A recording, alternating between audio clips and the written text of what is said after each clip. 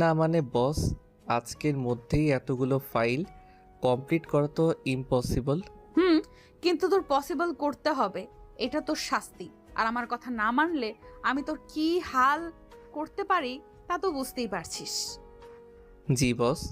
আর আপনার মাকে বলবেন একটু সকাল সকাল আপনাকে যেন ঘুম থেকে ডেকে দেয়, আমি অফিসে এসে যেন আপনাকে আগে দেখতে পাই। এখন যান, নিজের কাজ করেন। এবার আপনাদের পরিচয় দেওয়ার পালা। গল্পের মেন ক্যারেক্টারের নাম হচ্ছে আবির। সে বাবা মায়ের দ্বিতীয় সন্তান। তারা দুই ভাই বোন নেই। আবির ছোটবেলা থেকেই আবির খুব দুষ্ট।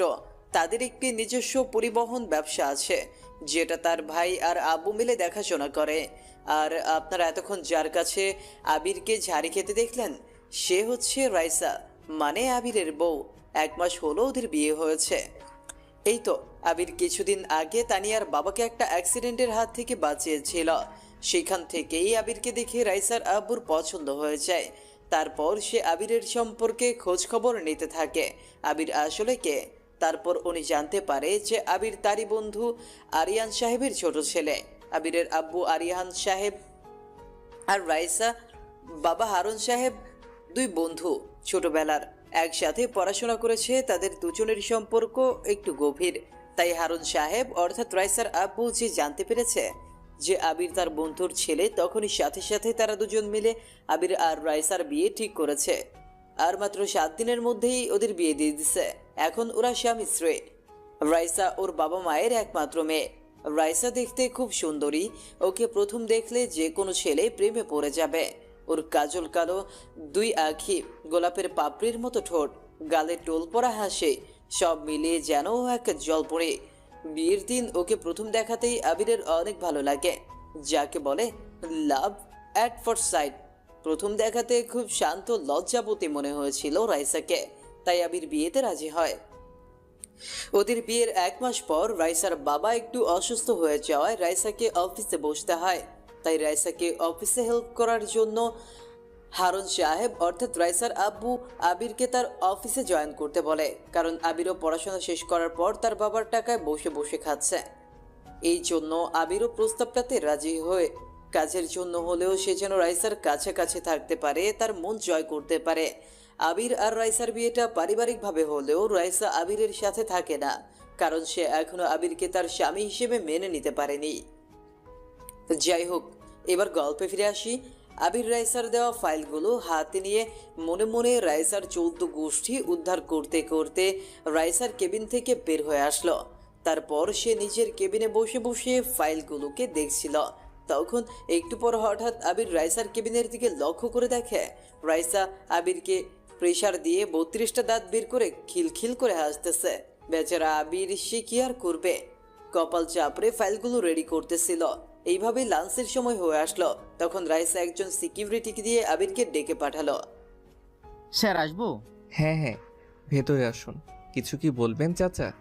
হ্যাঁ স্যার, রাইসা ম্যাম আপনাকে তার কেবিনে ডাকছেন। কেন? তো আমি জানি না স্যার, আমাকে শুধু বলল আপনাকে সে ডেকে দিতে। আচ্ছা ঠিক আছে, আপনি যান, আমি আসছি। ধ্যাত, আমি আবার কি করলাম জানি না, আবার কোন অত্যাচার আমার জন্য অপেক্ষা করছে। ভেবেছিলাম বউ যেহেতু অফিসের বস হিসেবে থাকবে, তাহলে আমি বেশ আরামেই অফিসে সবার উপর হুকুম চালাতে পারবো। কিন্তু না, শ্বশুরমশাই আমাকে এখানে পাঠালেন তার মেয়ের দেখাশোনা করার জন্য, তার কাজে সাহায্য করার জন্য। কিন্তু উল্টো তার মেয়েই আমাকে এখানে কর্মচারী করে দিল। দেখি এখন আবার কি বলে। ভয়ে ভয়ে রাইসার কেবিনে গেলাম। ম্যাডাম, ভেতরে আসবো? হ্যাঁ আসো। দুপুরে খেয়েছো কিছু? নো ম্যাম, এখনো খাওয়া হয়নি। আচ্ছা এখানে বসো, একসাথে খাবো। না ম্যাডাম, আমি কাজ শেষ করে খেয়ে নিব। আপনি খান, আপনার আমাকে নিয়ে ভাবতে হবে না। আমার ঠেকা লাগছে তোমাকে নিয়ে ভাবতে। আব্বু বাসা থেকে আমাদের জন্য খাবার পাঠিয়ে দিছে, না খেলে আবার বাসায় গেলে আমাকে বকবে। চুপচাপ আমার পাশে বসো। না, আমি খাবো না, আপনি খান, আমার কাজ আছে। আমি যাচ্ছি। বলেই যে আমি রাইসার কেবিন থেকে বের হয়ে আসতে যাব, তখনই পিছন থেকে রাইসা আমার হাত ধরে নেয় আর রেগে গিয়ে পেছন থেকে জোরে আমার হাত ধরে একটা হ্যাঁচকা টান দেয়। আমি সাথে সাথে ব্যালেন্স কন্ট্রোল করতে না পেরে রাইসার উপর পড়ে গেলাম। উফ কি লজ্জা, আমি পড়ে গেলাম তাও কিনা রাইসার কোলে। সত্যি মেয়েটাকে রাখলে একদম ওকে দেখতে লাল টমেটোর মতো কিউট সুইট লাগে। রাইসা আমার দিকে তাকিয়ে রাগে ফুঁসছে আর দুহাত দিয়ে আমার চুল খামচে ধরছে। তুই কি আমার কোলটা বালিশ পাইছিস যে এইভাবে সোজা আমার কোলে এসে পড়লি? বারে, আপনি তো আমার হাত ধরে পেছন থেকে আমাকে টানলেন, আমি কি নিজে থেকে আপনার কোলের উপর পড়ছি নাকি? হয়েছে, এখন কি তুই উঠবি নাকি আমি তোকে ফ্লোরে ফেলে দিব? আর একটু থাকি না, আমার তো ভালোই লাগতেছে আপনার কোলে বউ থুরি ম্যাডাম। কি, তুই আবারও আমাকে অফিসে বউ বললি? দাঁড়া, তোর হচ্ছে। বলেই আমি আবিরের চুল ধরে ঝাঁকাতে থাকলাম। তারপর ওকে যেই আমি কোল থেকে ধাক্কা দিয়ে ফেলে দিতে যাব, তখনই দেখি আবির আমার কোমর চেপে ধরেছে। ওই ছাড় বলতেছি আমায়, না হলে কিন্তু আমি এখন তোকে কামড়ে খেয়ে ফেলবো। আব্বু খাবার পাঠিয়েছে, চুপচাপ আমার সাথে বসে খেয়ে নে। তাহলে আমার কাজগুলো একটু আগে যে বললে অফিসের সবগুলো ফাইল আজকের মধ্যে রেডি করে দিতে, সেগুলো আজকের জন্য মওকুফ করে দিতে হবে। আচ্ছা যা, কালকে ওইগুলো সব কমপ্লিট করে আমাকে এনে দিবি। এখন ছাড় আমায়। আচ্ছা। তারপর আমি রাইসাকে ছেড়ে দিলাম। হাত মুখ ধুয়ে এসে ওর পাশে বসলাম। শ্বশুর আব্বা শাশুড়ি মার হাতের রান্না পাঠিয়েছে বলে কথা না খেলে কি হবে বলেন? আমি আর রাইসা সামনাসামনি বসে খাবার খাচ্ছি, রাইসাও খাচ্ছে। বউ, ও বউ। কে তোর বউ? বলছি না অফিসে আমি তোর বস। কিন্তু এখন তো লাঞ্চ টাইম চলতেছে, তাই এখন তুমি আমার বউ। চুপচাপ খা। আর তুই এমন বাচ্চাদের মতো করে খাচ্ছিস কেন? গালে মুখে ভাত লেগে আছে। একটু খাইয়ে দাও না, বাসায় তো আম্মু আমাকে সব সময় নিজের হাতে তুলে খাইয়ে দেয়। কি, আমি তোকে খাইয়ে দেব? জীবনেও না। আমার হাতে সাপের বিষ আছে, খেলে তুই সোজা মরে যাবি। সমস্যা নেই, তোমার হাতে মরতেও আমি রাজি আছি। আমি তোকে খাওয়াতে রাজি নেই। কথাটা বলেই রাইসা প্লেটে হাত ধুয়ে কেবিনের এক কোণায় গিয়ে দাঁড়ালো।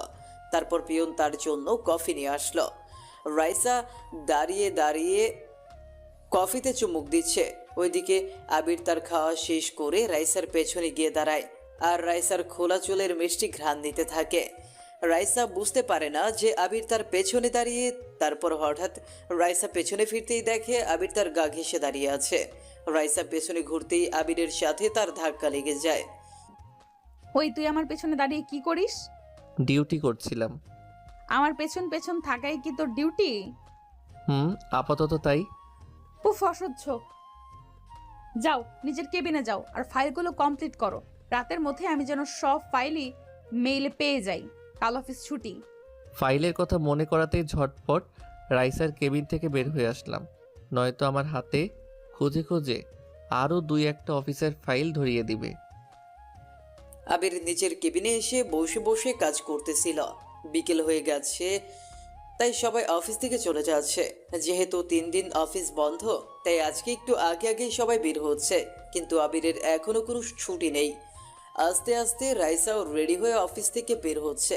তারপর রাইসা আবিরের কেবিনের দিকে তাকিয়ে দেখে আবির এখনো তার কেবিনে বসে বসে কাজ করতেছে। আর কাজ করা লাগবে না, যাও বাসায় চলে যাও। আর বাকি কাজ না হয় বাসাতেই বসে করিও নিও। আমাকে দিয়ে বন্ধের দিনেও কাজ করাবে, কি পোড়া কপাল আমার। তারপর আমি আর কোনো কথা না বলে ব্যাগ কাঁধে নিয়ে অফিস থেকে বের হয়ে আসলাম। রাইসা পেছন থেকে আমার নাম ধরে ডাকতেছিল, হয়তো কিছু বলতো, কিন্তু আমি সে না শুনেই চলে এসেছি। তারপর আবির বাসায় চলে আসে। আবির বাসায় এসে তাদের মেইন দরজায় কলিং বেল বাজাতেই তার ভাবি তানিয়া এসে দরজা খুলে দেয়। তারপর আবির তার ভাবিকে সালাম দিয়ে ভেতরে প্রবেশ করে। আবির ভেতরে গিয়ে তার কাঁধে থাকা ব্যাগটাকে সোফার উপর ফেলে দিয়ে জুতোটা খুলে তার রুমে চলে যায়। রুমে গিয়ে আবির তোয়ালে আর লুঙ্গি নিয়ে ওয়াশরুমে প্রবেশ করে গোসল করতে। তারপর আবির গোসল করে ওয়াশরুম থেকে বের হয়ে আয়নার সামনে একটু চুল আর ড্রেস ঠিক করে নিচে ড্রয়িং রুমে চলে আসে। তারপর সে তার ভাবি আম্মু আর তার আব্বুর সাথে বসে খাবার খেয়ে নেয়। খাওয়ার সময় তার আব্বু তাকে অফিসের কাজকর্মের কথা জিজ্ঞাসা করে আর জিজ্ঞেস করে রাইসার কথা। আবির খাওয়া দাওয়া শেষ করে রুমে এসে তার বেডে শুয়ে পড়ে। তারপর তার ফোন হাতে নিয়ে দেখে রাইসার কল, কিন্তু আবির রাইসার কল ধরলো না। আবির তার ফোনটাকে সাইলেন্ট মোডে রেখে দিয়ে শুয়ে পড়ে। তার একটু পর আবিরের আম্মু আবিরকে ডাকতে ডাকতে আবিরের রুমে আসে। আবির বুঝে নেয় যে রাইসা তার আম্মুর ফোনে কল দিছে, তাই আবির তার আম্মুর ডাকে কোনো সাড়া দেয় না, বরং বিছানায় চুপচাপ ঘুমিয়ে পড়ার ভান করে। তারপর আবিরকে ঘুমিয়ে থাকতে দেখিয়ে তার আম্মু ফোনে কথা বলতে বলতে আবিরের রুম থেকে চলে যায়। আবির ঘুমানোর ভান করতে করতে একসময় সত্যি সত্যি ঘুমিয়ে পড়ে। পরদিন সকালে সকালে ঘুমিয়ে আছি, এরকম সময় খেয়াল করলাম কেউ আমার পা ধরে টানতেছে। এই কে রে? বন্ধু আমি রিয়াদ।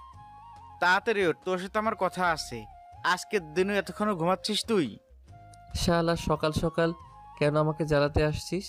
সর বলতেছি, না হলে কিন্তু এক লাথি দেব। পরে আমার ঘুম ভাঙলে আসিস যা। এখন তো বলবি। সকাল সকাল আমার জায়গায় যদি তোর বয়সে তোকে এসে জাগাতো তাহলে তো তাকে ভেবে বলতি না। যা বন্ধু, পরে আসিস, ঘুমাতে দে। শালা তুই কি ভুলে গেছিস আজকে আমার বার্থডে? কথাটা শুনে ধরপড় করে লাফিয়ে উঠলাম। কি, আজ তোর বার্থডে মানে? আজকে কয় তারিখ? তুই তোর ফোনে দেখতো, হয়তো ভুলে গেছিস। আজকে 17 জুলাই আমার বার্থডে। তাড়াতাড়ি ওঠ বন্ধু, আজকে কিন্তু আমরা অনেক মজা করব। আরে তাই তো। সরি বন্ধু, তোর বার্থডে আমি ভুলে গেছিলাম। আসলে দুদিন ধরে অফিসে তোর ভাবি আমাকে এত প্যারায় রাখছে যে কি আর বলবো। হ্যাপি বার্থডে দোস্ত, জন্মদিনের অনেক অনেক শুভকামনা তোর জন্য। আর সরি রে, ঘুমের মধ্যে তোকে উল্টাপাল্টা কী সব বলে ফেললাম। কিছু মনে করিস না, তুই একটু বস, আমি ফ্রেশ হয়ে এক্ষুনি আসতেছি। আরে না, আমার আবার মন আছে নাকি? তুই যা, তাড়াতাড়ি ফ্রেশ হয়ে আয়, আমি এখানে বসছি। আপনাদের বলে নেই, এই হচ্ছে আমার একমাত্র কলিজার বন্ধু রিয়াদ। আজ ওর বার্থডে। আমি প্রতি বছরই সবার প্রথমে ওকে উইশ করি, কিন্তু এই বছর বিবাহিত জীবনে পা দেওয়ার পর প্রথমবার আমি আমার বন্ধুর জন্মদিন ভুলে গেলাম। আমরা দুজন খুবই ভালো বন্ধু। আমরা দূরে থাকলেও আমাদের মধ্যে সারাদিন ফোনে এত কথা হয় যে একটা রিলেশনশিপে থাকা গার্লফ্রেন্ড বয়ফ্রেন্ডের মধ্যেও হয় না। আবির রিয়াদকে রুমে বসিয়ে রেখে ব্রাশ করতে করতে ওয়াশরুমে গিয়ে ফ্রেশ হয়ে গা গোসল করে নেয়। তারপর আবিরের আম্মু আবিরের রুমে আবিরকে ডাকতে দেখে রিয়াদ আবিরের বেডে বসে আছে।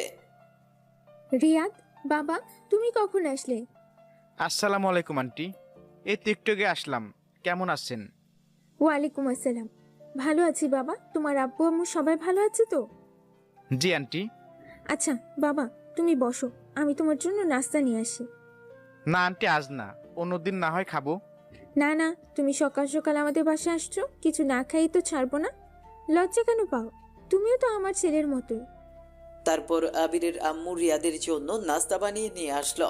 এর মধ্যে আবির ওয়াশরুম থেকে বের হয়ে আসে। তারপর সে নতুন ড্রেস পরে হালকা নাস্তা করে তার বন্ধুকে নিয়ে বাসা থেকে বের হয়ে যায়। আম্মু, আমি একটু বের হচ্ছি, আমার ফিরতে দেরি হবে। ঠিক আছে, তোরা সাবধানে যাস। আম্মু। তারপর ওরা একটা ক্যাফেতে এসে পুরো ক্যাফেটা বুক করে নেয় আর ওদের সব বন্ধুদেরকে সেখানে ডেকে নেয়। কিছুক্ষণের মধ্যে এক এক করে তারা সবাই চলেও আসে। তারপর সবাই মিলে রিয়াদের জন্মদিনের কেক কাটে। রিয়াদের জন্মদিনে আবির সবাইকে ট্রিট দেয়, তার একমাত্র বেস্ট ফ্রেন্ডের বার্থডে বলে কথা। আবির সেদিন সারাদিন অফিস ছুটির দিনগুলোর মধ্যে একটা দিন তার ফ্রেন্ড সার্কেলদের সাথে আড্ডায় মেতে থাকে। তারপর সন্ধ্যা হয়ে আসলে বাসায় ফিরে আসে। সন্ধ্যায় আবির বাসায় ফিরে আসলে আবির তার রুমের সামনে এসে দেখে ভেতর থেকে তার রুমের দরজাটা আটকানো। কিন্তু কথা হচ্ছে, দরজাটা আটকালো কে? আবিরের রুমে কেই বা আসতে যাবে? আবির ওর রুমের দরজায় নক করতেই ভেতর থেকে কেউ একজন দরজা খুলে দিল। ম্যাডাম, আপনি এখানে? আমি তো কি হয়েছে? আমাকে দেখে এমন ভূত দেখার মতো চমকে ওঠার কি আছে? এটা আমার শ্বশুর বাড়ি, আমি যখন ইচ্ছে এখানে আসতে পারি, আর এটা আমার বরের। কি হলো বলেন? বলতে গিয়ে থেমে গেলেন কেন? এমনি। বুঝেছি, ঠিক আছে, আর বলতে হবে না। বলেই রাইসাকে পাশ কাটিয়ে রুমের ভেতরে প্রবেশ করলাম। তারপর ড্রেস চেঞ্জ করে কাঁধে একটা তোয়ালে নিয়ে ওয়াশরুমে গেলাম ফ্রেশ হতে। এর মধ্যে আবার আম্মুর ডাক। আমি ওয়াশরুম থেকে ফ্রেশ হয়ে এসে নিচে ড্রয়িং রুমে আম্মুর কাছে চলে গেলাম। আম্মু, আমায় ডেকেছো? তুই সেই সকালে ঘুম থেকে উঠে কিছু না খেয়েই তোর বন্ধুর সাথে বের হয়ে গেলি, আর ফিরলি কখন? কেন এখন? এখন কটা বাজে? সন্ধ্যা 7টা। হারামজাদা, তোর কোনো কাণ্ডজ্ঞান নেই? আমি তোকে কতবার ফোন করছিলাম, ফোন কেন ধরিসনি? তুই বোমাকে কি বলছিস বল? আম্মু, আমি তো কিছু বলিনি। তাহলে তুই আসার পর বৌমা রুম থেকে বের হয়ে মন খারাপ করে আছে কেন? সে আমি কি জানি। পাশ থেকে হঠাৎ ভাবি বলে উঠল, দেবরজি, কাজটা কিন্তু তুমি একদমই ঠিক করনি। রাইস আমাদের বাসায় ওর ছুটির দিন কটা আমাদের সাথে কাটাবে বলে আসছে, আর তুমি তো সকাল থেকেই বাসায় নেই। জানো, রাইসা এসেই প্রথমে তোমাকে খুঁজতেছিল, আর তুমি কি করলে? বাসায় এসেই ওকে ম্যাডাম বলে দিলে। কি দরকার ছিল বাসাতেও নিজের বউকে ম্যাডাম বলে ডাকার? ভাবি তুমি জানো না, রাইসাই তো আমাকে কালকে বলল ও আমার অফিসের বস, তাই আমি যেন ওকে ম্যাডাম বলে ডাকি। ও আচ্ছা, এতক্ষণে বুঝলাম। যাই হোক ভাই, তুই ওকে ক্ষমা করে দে। মেয়েটা আজ প্রথমবার শ্বশুর বাড়িতে আসছে, আর তুই ওর সাথে এমন করিস না। রাইসা, মা, তুমি আবিরের কথা কিছু মনে করো না। তুমি আসো, আবিরের পাশে বসো, আমি তোমাদেরকে খেতে দিচ্ছি। তারপর রাইসাকে আবিরের পাশে বসানো হলো। রাইসা আবিরের পাশে বসে কেমন যেন একটা রাগের লুক নিয়ে আবিরের দিকে তাকাচ্ছে আর রাগে ফুঁসছে। আবির সেটাকে পাত্তা দিচ্ছে না, সে চুপচাপ খেয়ে উঠে তার রুমে চলে আসে। আবির রুমে এসে সোফায় হেলান দিয়ে বসে টিভিতে কার্টুন চ্যানেল দেখতে থাকে। তার একটু পর রাইসা রুমে আসে। রাইসা রুমে এসে একটা রাগের লুক নিয়ে আবিরের দিকে এগিয়ে আসতে থাকে। ম্যাডাম আপনি এভাবে আমার দিকে এগিয়ে আসছেন কেন? আমি দু এক পা করে পেছাচ্ছি আর রাইসা আমার দিকে ক্রমশ এগিয়ে আসছে। আমি পেছাতে পেছাতে খাটের সাথে বাড়িকে খাটের উপর পড়ে গেলাম। তারপর রাইসা আমার টি শার্টের কলার চেপে ধরলো আর আমার বুকের উপর উঠে বসলে। হারামজাদা, তুই কি আপনি আপনি লাগিয়ে রাখছিস? আর তোকে কে বলছে ওদেরকে বলতে যে আমি তোকে অফিসে ম্যাডাম বলে ডাকতে বলছি? আর একবারও যদি বাসায় আমাকে ম্যাডাম বলে ডাকিস তাহলে তোর নাক ফাটিয়ে দিব। ম্যাডাম শুধু অফিসে বলবি, বাসায় আমি তোর বউ। আমার অনিচ্ছাকৃতভাবে আমার অনিচ্ছাকৃতভাবে না হয় আমাকে বিয়ে করেছিস, তাই বলে আমাকে তোকে বোঝার সুযোগ দিবি না।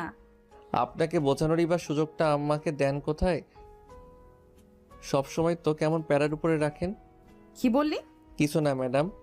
তুই আমাকে আবারও ম্যাডাম বললি? দাঁড়া, আজকে তো আমি তোকে একদম কাঁচা গিলে খেয়ে ফেলবো। ম্যাডাম বলবো না তো কি বলবো? কেন, নিজের বউকে সবাই কি বলে? নাম ধরে ডাকবি, নয়তো বাবুর আম্মু বলে ডাকবি। আমি আপনাকে রাগী গুন্ডি বস বলে ডাকি? আসলে আমি কথাটা রাইসাকে রাগানোর জন্য বললাম। রাইসা রাগলে ওর মুখটা একদম লাল হয়ে যায়, আর আমি বরাবরই ও রাগী লাল মুখটার প্রেমে পড়ি। কি? আমি রাগী? আমি গুন্ডি, তাই না? তারপর আমি বিছানা থেকে একটা বালিশ নিয়ে আবিরকে সেটা দিয়ে পেটাতে থাকলাম। কত বড় সাহস আমাকে বলে আমি নাকি রাগী, আমি নাকি গুন্ডি। ওরে মারে, ওরে বাবারে, এই মেয়েকে জোরে জোরে বালিশ দিয়ে আমাকে মারতেছে। অবশ্য মায়ের চেয়ে আরামই বেশি লাগতেছে। প্রায় মিনিট তিনেক ফাইটিংয়ের পর রাইসা থেমে গেল। কি হলো, বউ হাঁপিয়ে গেলে নাকি? হা হা হা। কুত্তা, হাসবি না একদম, না হলে কিন্তু তোর সব দাঁত হাতুড়ি দিয়ে ভেঙে দিব। তাহলে তোমাকেই সবাই ফোকলা আবিরের বউ বলবে। হা হা হা। বলেই দিলাম এক দৌড়। আমি দৌড়াচ্ছি আর রাইসা আমার পেছন পেছন দৌড়াচ্ছে। এক পর্যায়ে সিঁড়ির কাছে এসে আমি দাঁড়িয়ে পেছনে তাকিয়ে দেখি রাইসা আমার পেছন পেছন দৌড়াতে গিয়ে ফ্লোরে পড়ে যাচ্ছে। তাই আমি সাথে সাথে দৌড়ে পেছনে গিয়ে রাইসাকে ধরে ফেললাম। দুজনেই দুজনের চোখের দিকে তাকিয়ে আছি। আশেপাশে কে আছে তা দেখার টাইম নেই। আমি যেন ডুবে গেছি রাইসার চোখের অনন্ত মায়ায়। হুঁশ ফিরল কারো উহু উহু শব্দের আওয়াজে। তারপর মাথা ঘুরিয়ে তাকিয়ে দেখি ভাবি দাঁড়িয়ে। সরি, আমি মনে হয় ভুল সময় রুম থেকে বের হয়ে আসলাম। দেবরজি যা করবে রুমে গিয়ে করো না। দেবরজি যা করবে রুমে গিয়ে করো না। এভাবে ওপেন বাসার মধ্যে বাচ্চাদের মতো দৌড়াদৌড়ি করতেছো কেন? ভাবি তুমি যেরকম ভাবছো সেরকম কিছুই না। হ্যাঁ, সে তো দেখতেই পেলাম। রাইসা লজ্জা পেয়ে এখান থেকে চলে গেল। সরি ভাই, আমি তোমার বউকে ভাগিয়ে দিলাম। মন খারাপ করো না, রুমে যাও, তারপরে ওখানে গিয়ে যত ইচ্ছা রোমান্স করো। কেউ তোমাদের ডিস্টার্ব করবে না। ইস, মান সম্মান যা ছিল সব শেষ হয়ে গেল। আবির তার রুমে এসে বিছানার উপর বালিশে হেলান দিয়ে বসে ফোনে গেমস খেলতেছিল। তখনই হঠাৎ করে একটু পর কোথা থেকে যেন রাইসা এসে ছো মেরে আবিরের হাত থেকে ফোনটা কেড়ে নেয়। এই যে মিস্টার, অফিসে কাজ ফাঁকি দেওয়া আর বাসায় কার্টুন দেখা, ফোনে গেমস খেলা ছাড়া তোমার কি কোনো কাজ নেই? বিছানা ছাড়ো, আমি ঘুমাবো। হ্যাঁ তা ঘুমাও না, তোমাকে ধরে রাখছে কে?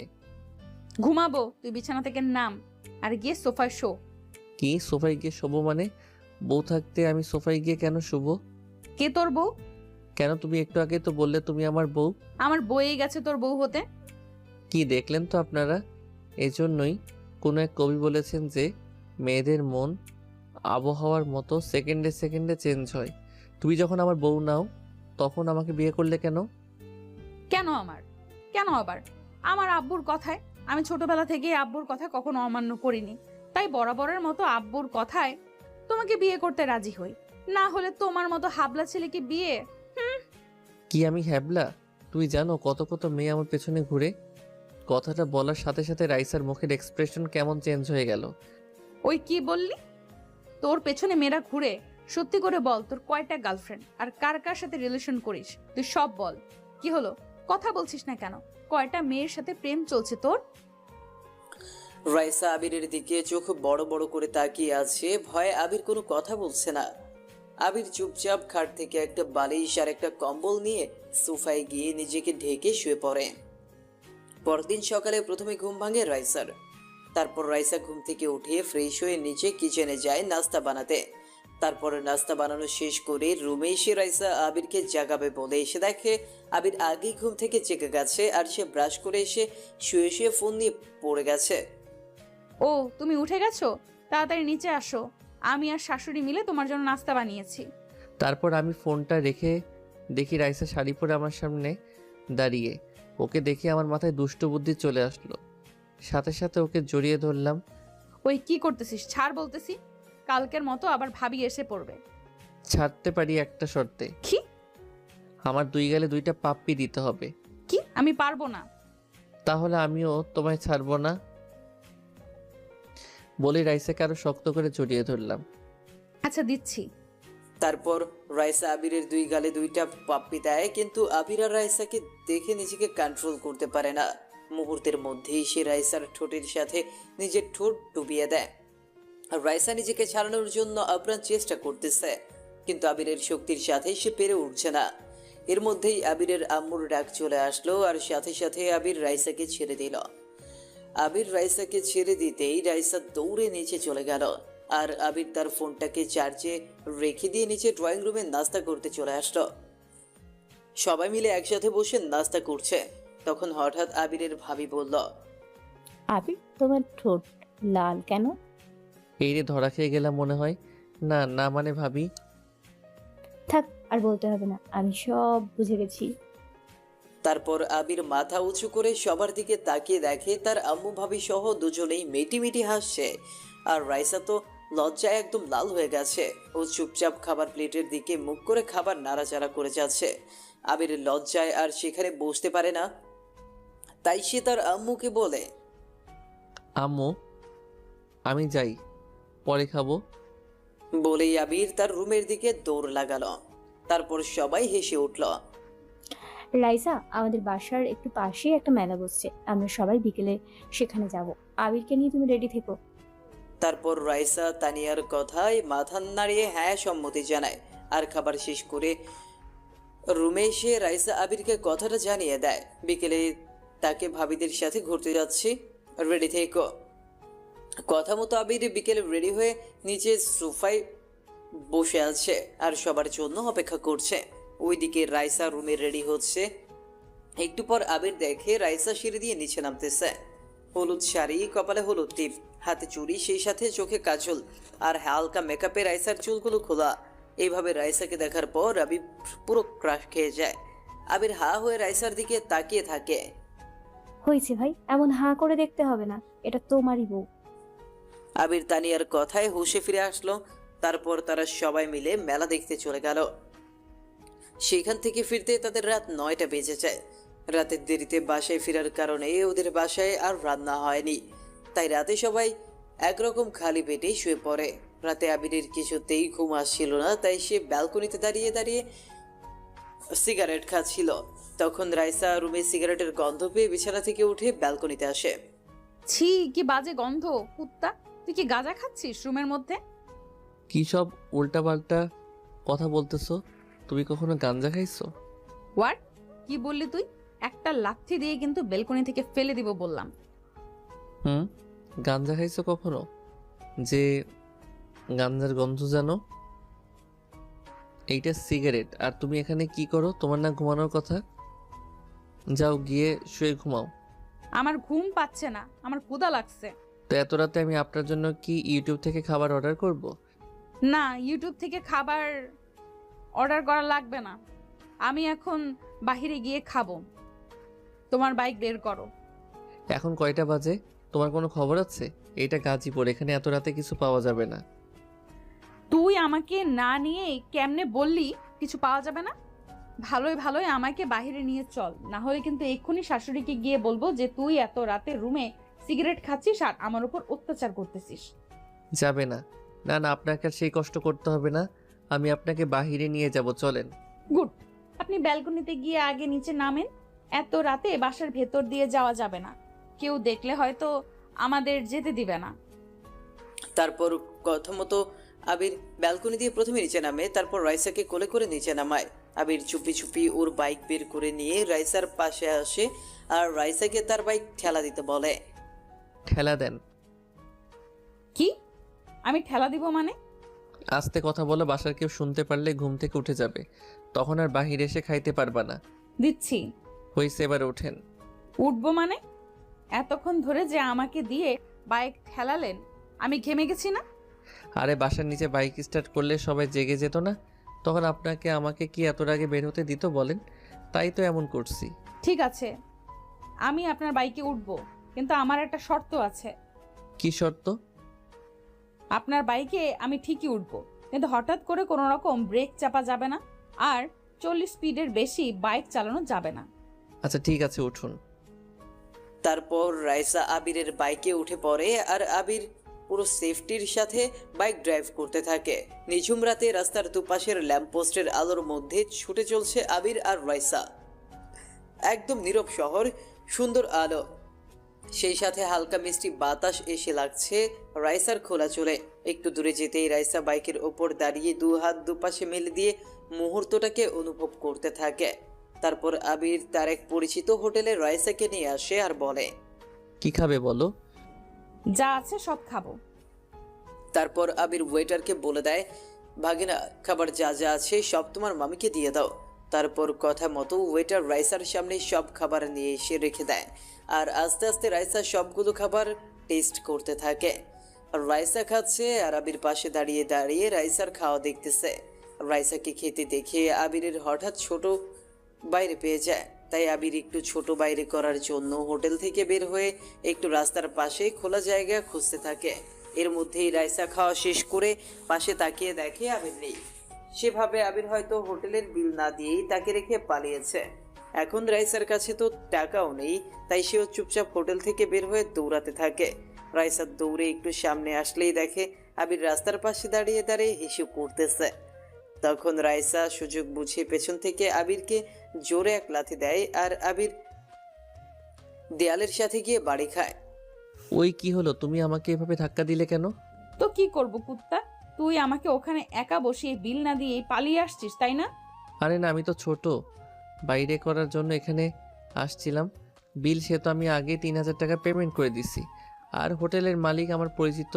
ওই দেখো, তোমাকে দৌড়াতে দেখে উনি টেনশনে তোমার পেছনে পেছনে আসছে।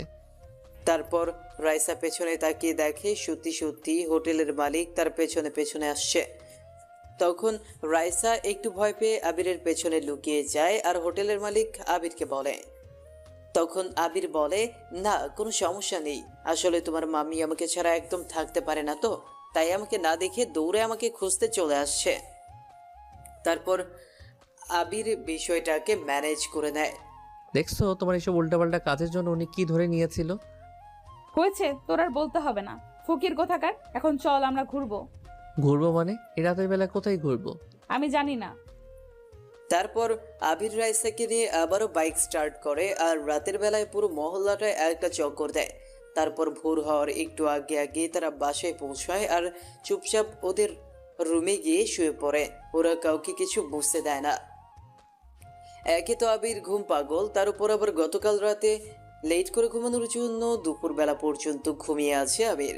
আর রাইসা অনেক আগেই উঠে গেছে। আবিরের ঘুম ভাঙে তার ভাবির ডাকে।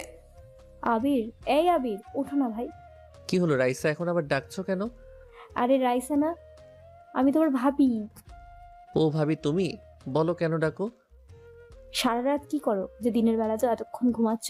জলদি উঠো, দেখো বেলা দুপুর 2টা বাজে। তাড়াতাড়ি উঠে ফ্রেশ হয়ে নিচে ড্রয়িং রুমে আসো। তারপর আবির বিছানা ছেড়ে উঠে ফ্রেশ হয়ে নিচে ড্রয়িং রুমে চলে আসে। এসে দেখে টেবিলের ওপর তার প্রিয় খাবার বিরিয়ানি সাজানো। বিরিয়ানি দেখে আবির খেতে বসে যায়। তারপর আবির খাওয়া শেষ করে তার ভাবিকে বলল, এটা কে রান্না করছে? কারণ আজকের রান্না একদমই ভিন্ন। ভাবি, এটা কে রান্না করছে? কে আবার? তোমার বউ রান্না করেছে। আবির কথাটা শুনে বেশ অবাক হয়ে যায়, এবার রান্নাও করতে পারে। তারপর আবির তার মতো খেয়ে উঠে রুমে চলে যায়। রাইসা তার দিকে তাকিয়েছিল, হয়তো ভেবেছিল আবির তার রান্নার তারিফ করবে, কিন্তু সে কিছুই বলেনি। আবির খাওয়া শেষ করে প্লেটে হাত ধুয়ে আবির তার রুমে চুপচাপ চলে যায়। একটু পর তার ভাবি তানিয়া তার রুমে আসে।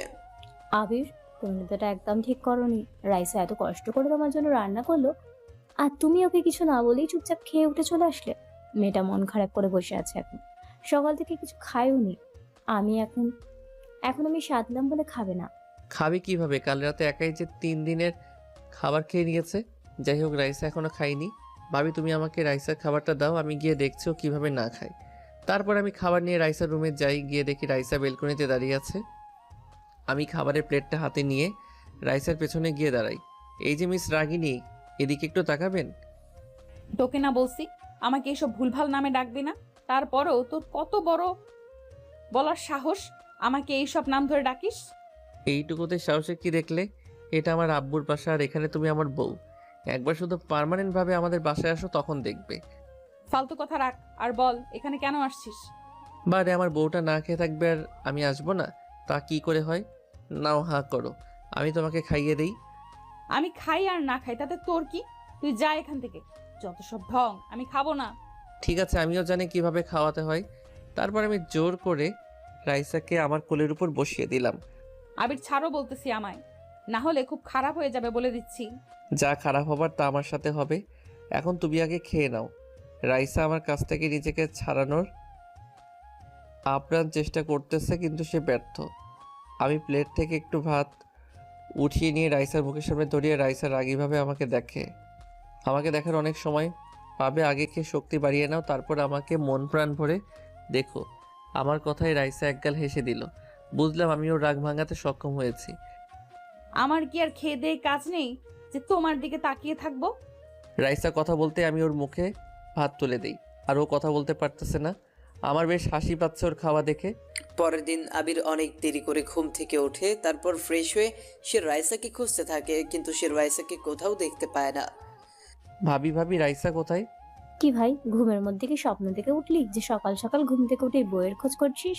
ভাবি, তুমিও না খালি আমাকে লজ্জা দাও। তোমার রাইসা তো বাপের বাড়ি চলে গেছে, যাও তুমিও ঘুমাও আরো।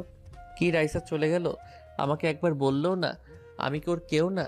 দেখ, রাগে আগুন হয়ে বাসা থেকে বের হয়ে আসলাম। বাসা থেকে বের হয়ে আমার কলিজার বন্ধুটাকে কল দিলাম। হ্যালো বন্ধু, কোথায় তুই? আমি তো লেকের পারে, কোথায় তুই? তোর কোনো পাত্তাই নাই যে। দাঁড়া, আমি আসছি। ওকে আয়। তারপর আবির একটা রিক্সা নিয়ে লেকের পাড়ে পৌঁছে গেল। গিয়ে দেখে তার কয়েকজন বন্ধু সেখানে বসে আড্ডা দিচ্ছে। আবির 2 দিন পর এদের সাথে দেখা করলো। সবাই মিলে আড্ডায় মেতে গেল। অনেকক্ষণ আড্ডা দেওয়ার পর তারা সবাই একটা রেস্টুরেন্টে গেল।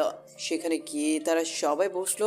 আবিরের বন্ধুদের মধ্যে কেউ জানে না যে আবির বিয়ে করছে। তা আবির, তোর খবর কি? বিয়ে শাদী করবি কবে? করবো বন্ধু, করব। আগে তোর বিয়েটা হোক, তারপর আমি ঠিক করব। আমি বলি কি, তোকে অনেক মেয়েই পছন্দ করে, আর আমার তো পুরা কপাল। তুই শুধু একবার বল, তোর পেছনে আমি মেয়েদের লাইন লাগিয়ে দিব। আমার লাগবে না, তুই বরং তাড়াতাড়ি একটা বিয়ে করে আমাদের ভাবে এনে দে। তারপর শালি-টালি থাকলে না হয় একবার দেখা যাবে। আমি তো বন্ধু তোর জন্য শালি ছাড়া বিয়েই করব না। আমার শালিকাকে বিয়ে করিস, তার আগে এখন একটা বিয়ে কর। তুই শুধু বল তোর কেমন একটা মেয়ে পছন্দ। তুই যদি বলিস তাহলে আমি তোকে স্বর্গ থেকে অপসরে এনে দিব। আমার অপসরা লাগবে না বন্ধু, আমাকে বোঝার মতো একজন হলেই হবে। তুই বল তোর কেমন মেয়ে পছন্দ, তুই বললে আমি তোকে পরে এনে দেব। তারপর ওদের খাবার চলে আসে আর হোটেল মালিক আবিরকে দেখে বলে। কথাটা শুনে আবির এর বন্ধুরা সবাই চমকে ওঠে। না ভাগিনা, তুমি যাও। কে বন্ধু? তুই আমাকে না বলে বিয়ে করে নিছিস? শোনো, শোন, আমি তোকে বুঝিয়ে বলছি। তারপর আমি ওদের সব বুঝিয়ে বললাম। যা শালা, তুই এটা কোনো কাজ করলি? আচ্ছা ভাবি কি দেখতে কেমন রে? কবে দেখা করাবি ভাবির সাথে? খুব তাড়াতাড়ি, এখন খাবারটা শেষ করে তাড়াতাড়ি চল, আমাকে বাসায় যেতে হবে, আম্মু কল দিচ্ছে। তারপর আবির রাতে বাসায় চলে আসে। খুব ক্লান্ত সে, তাই বিছানায় গায়ে এলিয়ে দিতেই ঘুম চলে আসে আবিরের। আবিরের ভাবি আবিরকে রাতে খাওয়ার জন্য ডাকতে আসলে দেখে আবির ঘুমিয়ে পড়ছে। তাই সে আবিরকে আর জাগায় না। আবিরের রুমের দরজা চাপিয়ে দিয়ে রুম থেকে চলে যায়। পরের দিন সকালে আবির ঘুম থেকে উঠে একটি মেসেজ দেখে লাফিয়ে ওঠে। মেসেজটি ছিল রাইসার। সেখানে লেখা ছিল, আজ থেকে তোমার ছুটি শেষ, কালকে থেকে অফিস শুরু হতে চলেছে। তোমার ছুটিতে করার জন্য কিছু কাজ দিয়েছিলাম, কালকে সব ফাইলগুলো কমপ্লিট চাই, না হলে খুব খারাপ হবে, আগেই বলে দিলাম। আবির মেসেজটা পড়েই মনে মনে কাঁদতে শুরু করে দেয়। কারণ ও তো এই ছুটির কয়েকদিন আনন্দ ফুর্তিতে কাজের কথা সব ভুলেই যায়। আবির ভাবে রাইসা তো এই কয়েকদিন তার সাথেই ছিল, তাও সে একবার আবিরকে কাজের কথা মনে করিয়ে দিল না। আর কাল ফাইলগুলো জমা দিতে হবে, তাই একদিন আগে আবিরকে কাজের কথাটা মনে করিয়ে দিল। রাইসা আবির এখন কি করবে বুঝতে পারছে না। আবির তাড়াতাড়ি করে উঠে হাত মুখ ধুয়ে ল্যাপটপ আর অফিসের ফাইলগুলো নিয়ে বসে যায়। অনেক বেলা হয়ে যাওয়ায় উঠল না আবির। আবির নাস্তা করতে যাচ্ছে না বলে তার ভাবি তানিয়া আবিরের রুমে আসে। আবির ভাই, উঠছিস তুই? হ্যাঁ ভাবি, কিছু বলবে? এ কি, তুই ঘুম থেকে উঠে পড়েছিস? আমি ভাবছিলাম তুই এখনো ঘুমিয়ে আছিস, তাই ডাকতে এসেছি। কিন্তু তুই তো ঘুম থেকে উঠেই ল্যাপটপ নিয়ে বসে আছিস। তুই তো ঘুম থেকে উঠেই ল্যাপটপ নিয়ে বসে আছিস, যে নাস্তা করবি না? আর বলো না ভাবি, কাল থেকে অফিস, কিছু কাজ করা বাকি রয়ে গিয়েছে, সেগুলো আজকের মধ্যে করতে হবে। তাই বলে তুই সকাল সকাল না খেয়েই কাজ করবি? পাগল। কি আর করব বলো, ভালো, এই কদিনে তো সব ভুলে গেছিলাম। আর কাল থেকে আমার অফিস। মহারানী একটু আগে আমাকে মেসেজ করে কাজের কথা মনে করিয়ে দিল। ও আচ্ছা, এখন একটু রাখ ওসব, আয় খেয়ে নে, তারপর যত ইচ্ছে কাজ কর। না ভাবি, এখন যেতে পারবো না, তুমি বরং আমার খাবারটা আমার রুমে দিয়ে যাও। আচ্ছা ঠিক আছে, দিয়ে যাচ্ছি। তারপর কথা মতো আবিরের ভাবি আবিরের রুমে নাস্তা দিয়ে গেল। বেচারা আবির নিজের বউয়ের প্যারায় রুমে খাচ্ছে, রুমেই কাজ করতেছে। আবির সারাদিন আর বাসা থেকে বের হয় না, কারণ আজকের মধ্যে যেভাবেই হোক তার অফিসের ফাইলগুলো কমপ্লিট করতেই হবে, না হলে রাইসা তো তার 12টা বাজিয়ে ফেলবে। কাজ করতে করতে প্রায় রাত 9টা বেজে যায়, কিন্তু আবিরের কাজ এখনো বাকি আছে। সারাদিন ল্যাপটপের সামনে একটানা বসে কাজ করাতে প্রচুর মাথায় যন্ত্রণা করছে আবিরের। আবিরের ল্যাপটপের চার্জ শেষ হয়ে গেলেও তার কাজ থামিয়ে রাখেনি। ল্যাপটপের চার্জ শেষ হলে সে তার পিসিতে কাজ চালিয়ে গেছে। কাল সবারই যে ছুটি শেষ তা না, অনেকেই কালকে অফিস ছুটি নিছে, কিন্তু আবির যখন রাইসার কাছে ছুটি চেয়েছে তখন সে আবিরকে ছুটি দেয়নি। সবই আবিরের কপাল।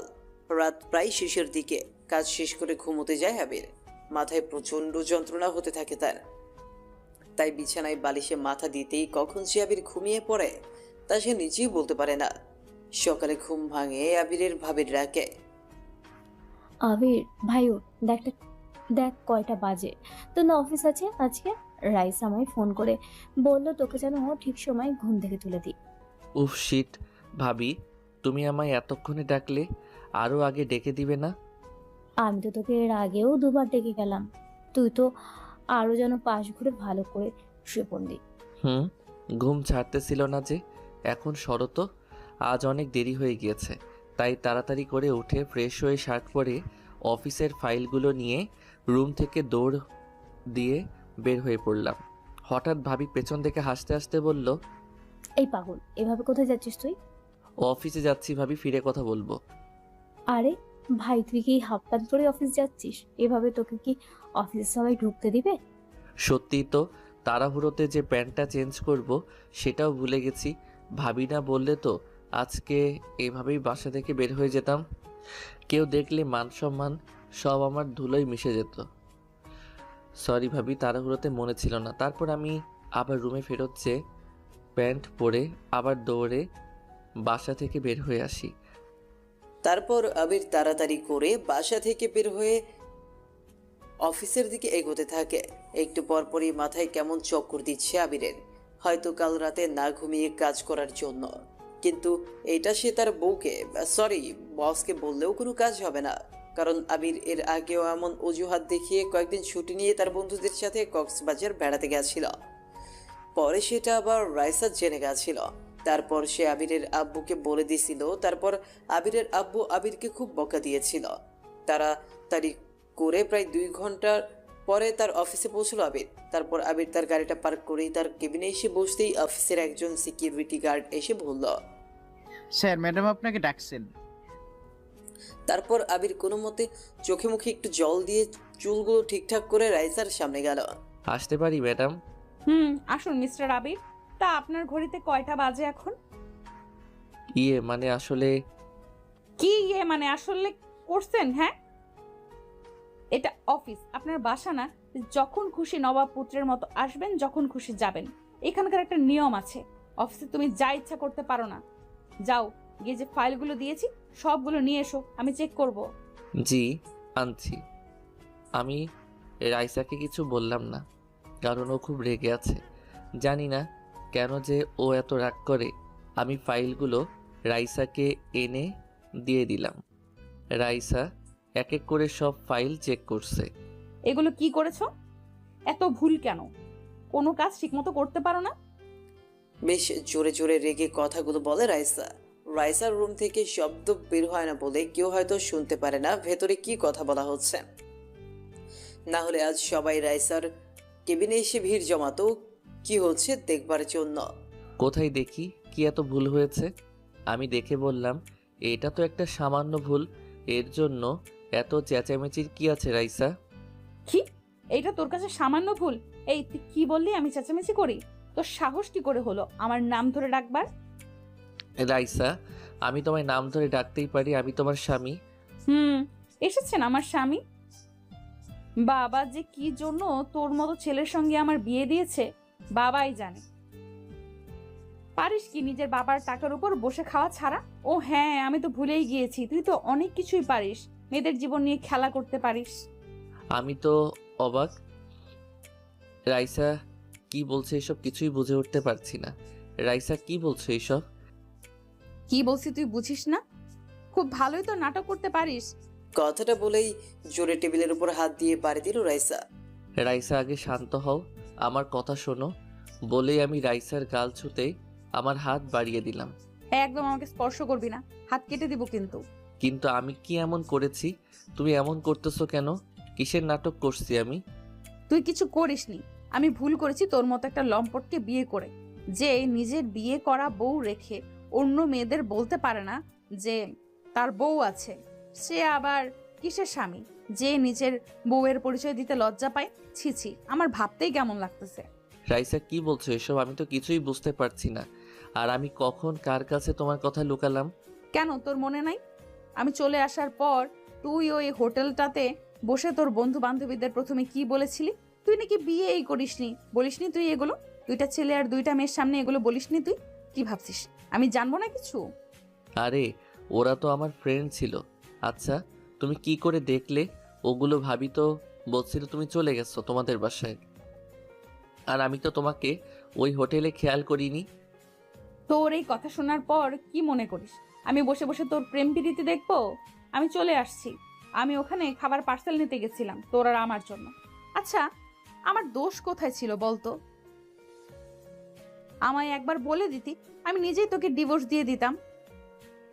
কি দরকার ছিল এইভাবে আমার মন নিয়ে খেলার? সারা রাত আমি এগুলো ভেবে ঘুমাতে পারিনি। ভেবেছিলাম বিয়েটা যেভাবেই হোক না কেন আমি সব বানিয়ে নিব নিজের সাথে। আমি রাইসার দিকে তাকিয়ে দেখি রাইসার চোখ পানিতে টলমল করছে। হয়তো আমার এই সামান্য কথাতে খুব কষ্ট পেয়েছে আমার পাগলিটা। রাইসা, তুমি তাহলে ওই দিন আমার সম্পূর্ণ কথা না শুনেই চলে এসেছো? তুমি জানো কি সব কথা? থাক, তোকে আর আমাকে শোনাতে হবে না, আর আমি শুনতেও চাই না। আর হ্যাঁ, তুমি আর চিন্তা করো না, আমি খুব শীঘ্রই তোমাকে মুক্ত করে দেব। তারপর তুমি সেই মেয়েগুলোকে বিয়ে করে নিও। আমার বাবাকে কিংবা ফ্যামিলির কাউকে কিছু বলো না, তারা সবাই তোমাকে খুব ভালোবাসে, বিশ্বাস করে। রাইসা প্লিজ আমার কথাটা শোনো। তুমি এখন আসতে পারো, প্লিজ চলে যাও এখান থেকে, না হলে আমি কি করে বসবো আমি নিজেও জানি না। তারপর আবির চুপচাপ রাইসার কেবিন থেকে বের হয়ে নিজের ডেস্কে চলে আসে, কারণ রাইসা যে পরিমাণ রেগে আছে এতে আবির ওকে কিছু বললেও শুনবে না, বরং উল্টো পাগলামো করবে। আবিরের কেবিনে এসে কাছের দেয়ালের মধ্য দিয়ে রাইসার কেবিনের দিকে তাকিয়ে দেখে রাইসা ওর চোখের পানি মুছছে। আবির তখন বিষাদ এক মন নিয়ে নিজের চেয়ারে বসে। এই সামান্য একটা কারণে রাইসা তার সাথে এমন করলো আর তাকে মুক্তি দিয়ে দিবে বলতেছে। আবির তো রাইসার এসব রাগে অত্যাচারে রাইসার মায়ায় পড়ে গেছে। যদি রাগের মাথায় রাইসা সত্যি সত্যি আবিরকে ডিভোর্স দিয়ে দেয় তখন কি হবে? আবির কিভাবে থাকবে রাইসাকে ছাড়া? যেভাবেই হোক রাইসাকে বোঝাতে হবে। নিজের কেবিনে ফিরে এসে এগুলোই ভাবছে আবির। ঠিক তখনই আবিরের ফোনে একটা কল আসলো। আবির ফোন রিসিভ করে দেখে ওপাশ থেকে তার বন্ধু রিয়াদ। কিরে মামা, কি করিস? কি আর করবো বলো, কিছুই তো নেই আমার কাছে করার মতো। হ্যাঁ, তুই এভাবে কথা বলছিস কেন? তুই তেমন করে কথা বলিস না। সবই পরিস্থিতি বন্ধু, পরিস্থিতি সব মানুষকে বদলে দেয়। ধুর শালা, কি সব বলিস? কি হয়েছে তোর? আমার আবার কি হবে, যা হওয়ার তো হয়েই গিয়েছে। কিছু তো মনে হয় হয়েছেই। আচ্ছা, তুই কোথায় আসিস বলতো? কোথায় আবার, অফিসে। কি, তুই না সেদিন বললি তোর ছুটি চলছে? এখন ছুটির পরের দিনই অফিস? হুম, আরে আমি কি আমার বাবা অফিসে কাজ করি নাকি? আমি তো আমার বউয়ের অফিসে কাজ করি। কি, তোর বউয়ের অফিসে কাজ করিস? তুই প্রথম পুরুষ যে নিজের বাবার বিরাট বিজনেস থাকা সত্ত্বেও বউয়ের অফিসে কাজ করছিস। বন্ধু, সবই আমার কপাল রে। আচ্ছা, তোকে কালকে কতবার কল দিলাম, ধরলি না যে? অবশ্য বউ পেয়ে গেছিস, এখন কে আর বন্ধুর কথা মনে পড়ে তোর? সারাদিন ফোনে বউয়ের সাথে কথা বলিস। না রে, তুই ভুল ভাবছিস। আমি কালকে কাজের চাপে বাসা থেকে বের হতেই পারিনি। সারা রাত জেগে অফিসের কাজের ফাইল কমপ্লিট করতে হয়েছে। তুই সারা রাত জেগে অফিসে কাজ করছিস, এটা বিশ্বাস হলো না। না রে দোস্ত, সারা রাত জেগে অফিসের কাজ করছি। কিন্তু কেন হঠাৎ সারা রাত জেগে এত চাপ নিতে হলো তোর? তারপর আমি রিয়াদকে সব কথা বললাম যে ছুটির কদিন আমি অফিসের ফাইলগুলো কমপ্লিকেট করার কথা ভুলে গেছিলাম। দোস্ত, তোর কপাল সত্যি খুব ভালো। আচ্ছা, এখন বল কবে দেখা করাবি ভাবির সাথে? দোস্ত, আমি একটু রাখছি, পরে তোকে কল করব বলে ফোনটা কেটে দিলাম। আমি ওর কথার কি উত্তর দিব? আমি তো ওদের সামনে রাইসাকে নিয়েই যেতে পারবো না। না না, আমি এসব কি ভাবছি? আমি এত সহজে হার মানব না। আমাকে যে করেই হোক রাইসার ভুল ভাঙাতেই হবে। আমি যে ওকে ছাড়া বাঁচতে পারবো না। এখন কি করি কিছুই তো মাথায় আসছে না। এদিকে মাথাটাও খুব ব্যথা করতেছে। চুপচাপ চোখ বন্ধ করে বসে থাকি চেয়ারে। এইভাবে কখন যে ঘুমিয়ে পড়ি বুঝতেই পারি না। ঘুম ভাঙে সিকিউরিটির ডাকে। স্যার। বলো, কি হয়েছে? স্যার, আপনার কি শরীর খারাপ? না, শরীর খারাপ কেন হবে? না মানে আজকে আপনাকে বেশ ক্লান্ত দেখা যাচ্ছে, আর আপনি ঘুমিয়ে পড়েছেন তাই। আসলে কালকে রাতে কাজ করতে গিয়ে ঘুমোতে দেরি হয়ে যায়, তাই এখন ঘুম ধরে গেছে। আচ্ছা বলুন, কি কাজের জন্য ডাকছেন? কোনো কাজ না স্যার, আসলে অফিস ছুটি হয়ে গেছে, আপনার কোনো সারা শব্দ নেই, তাই ম্যাডাম আপনাকে দেখে আসতে বলল। কি, অফিস ছুটি হয়ে গিয়েছে? কিন্তু এখন তো লাঞ্চ টাইম। ঘড়ির দিকে তাকিয়ে এই কথাগুলো বললাম। স্যার, কিন্তু আজকে ম্যাডাম হাফ ঘন্টাতে ছুটি দিয়ে দিয়েছে সবাইকে। কি, রাইসা সবাইকে ছুটি দিয়ে দিছে? তাহলে রাইসা কি চলে গেছে?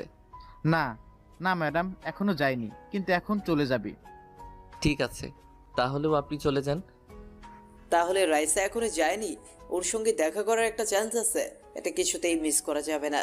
যে করেই হোক না কেন রাইসার ভুল ভেঙে দিতে হবে। আমি কেবিন থেকে বের হয়ে যাই রাইসার রুমের দিকে। গিয়ে দেখি রাইসা কেবিনে নেই। তার মানে এতক্ষণে বের হয়ে গেছে। তাড়াতাড়ি বাহিরে গিয়ে দেখা দরকার, তাই দ্রুত অফিস থেকে বের হলাম। গিয়ে দেখি রাইসা গাড়িতে মাত্রই উঠেছে। আমি রাইসা রাইসা বলে ওর কাছে যাই, কিন্তু আমার দিকে দেখি ও ড্রাইভারকে বলে গাড়ি স্টার্ট করতে। রাইসা চলে যাচ্ছে আর আমি তাকিয়ে রইলাম ওর চলে যাওয়ার দিকে। তারপর আবির রাইসাকে ফোনে ট্রাই করলো, তাতেও রাইসা আবিরের ফোন রিসিভ করে না। কি আর করা, তারপর আবির বেচারাও তার গাড়ি বের করে বাসায় চলে আসে। আবির বাসায় আসতেই দেখে তার আম্মু অধীর আগ্রহে তার আসার জন্য অপেক্ষা করছে। মনে হচ্ছে অনেক রেগেও আছে। আবির সিঁড়ি বেয়ে তার রুমের দিকে যেতে নিলে পেছন থেকে আম্মু তাকে ডাক দেয়। আবির, এদিকে আয় তো বাবা। আবির ভয়ে ভয়ে ওর আম্মুর সামনে গিয়ে দাঁড়ায়। পরিস্থিতি দেখে সে বুঝতে পারে যে তার উপর দিয়ে একটু পর বেশ ঝড় বয়ে যাবে। আশেপাশে শান্ত, তাই ঝড়ের পূর্বাভাস দিচ্ছে। আবির, এদিকে আয় তো বাবা। তুই কি কোনো কাজ ঠিক মতো করতে পারিস না? এত মন ভোলা কেন তুই? কি হলো, কথা বলছিস না কেন? আহ মা থাক না, ভাইটা আমার সবে মাত্র অফিস থেকে ফিরলো, আর আপনি ওকে বোমা, তুমি জানো ও আজ কি করেছে? কি করেছো? ও আজ অফিসে ঘুমিয়ে পড়েছে। আর আমি কি শুধু এই জন্য বোকা দিছি? রাইসা নাকি ওকে কাজ করার জন্য অফিসে কিছু ফাইল দিয়েছে, ও সেগুলোতেও অনেক ভুল করেছে। আরও আছে তোমার দেবরের কথা। বিআই সাহেব কল করে বলতেছে বোমা নাকি বাসা যাওয়ার পর খাওয়া দাওয়া বাদ দিয়ে কান্নাকাটি করতেছে। আমি সকালে ওদের বাসায় গিয়েছিলাম বোমাকে নিয়ে আসতে, কিন্তু বোমা কিছুতেই আসতে রাজি হয়নি। আবির, কান খুলে শুনে রাখ। আমি জানি না তোদের মধ্যে কি হয়েছে, কিন্তু আমি চাই না তোর জন্য বৌমার চোখ থেকে এক ফোঁটাও জল পড়ুক। তুই যে করেই হোক রাইসার রাগ ভেঙে আয়, তার আগে বাড়িতে ফিরবি না। তারপর আবির বেচারা মন খারাপ করে বাসা থেকে আবারও বের হয়ে যায়। আবির হাঁটতে হাঁটতে কাজের একটা পার্কে চলে আসে। সময়টা প্রায় বিকেল 5টা। আবির পার্কের একটা বেঞ্চে বসে রাইসার ফোনে আবারও কল করতে থাকে, কিন্তু সে একই কথা, রাইসা তার ফোন রিসিভ করে না। তারপর আবির ভাবে রাইসাদের বাসায় যাবে, কিন্তু ওখানে গেলে যদি রাইসা আবার অতিরিক্ত রেগে যায়, তাকে বকে।